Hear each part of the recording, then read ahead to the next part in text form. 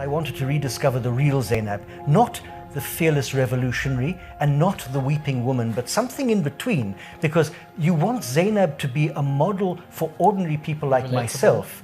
And I occasionally have to take a stand for justice, but they're not dramatic. I still need a model. And I need to see Zainab serving as a model for ordinary, everyday people, not just for those involved in the severe battles, but those in the battle of daily life.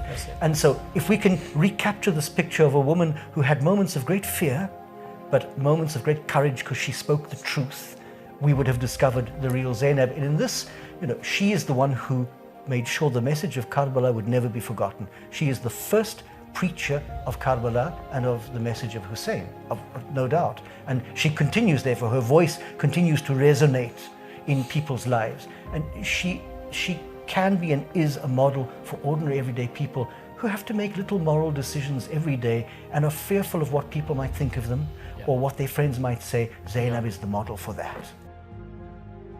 It is a terrifying sermon.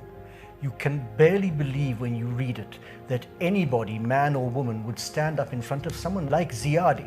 Is a man who, well, he's drifting between great regret. I think he's panicking of what's happened, and also his arrogant pride. She quotes a Quranic verse which suggests that what he's done is worse than giving God a partner. And there can't be a worse sin than shirk. She says there is, the killing of Hussein. This sermon mocks his leadership, laughs at his power, which is an earthly power. The Yazid model of power is one of using oppression and force, whereas the Husseini model is one of standing for justice. And I keep maintaining that the reason that Zainab won and was able to preach this sermon was not because she was fearless, but because she was speaking the truth. She was frightened, even in the court of Ziyad and in the court of Yazid, she has moments of breakdown, but she had truth on her side. And if you have the truth on your side and you speak the truth to power, you eventually are victorious. And there is no doubt that Yazid backs down from her.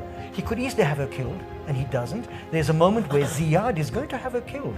The text says he began to have bad thoughts about her and has to have an intervention to stop him from killing her.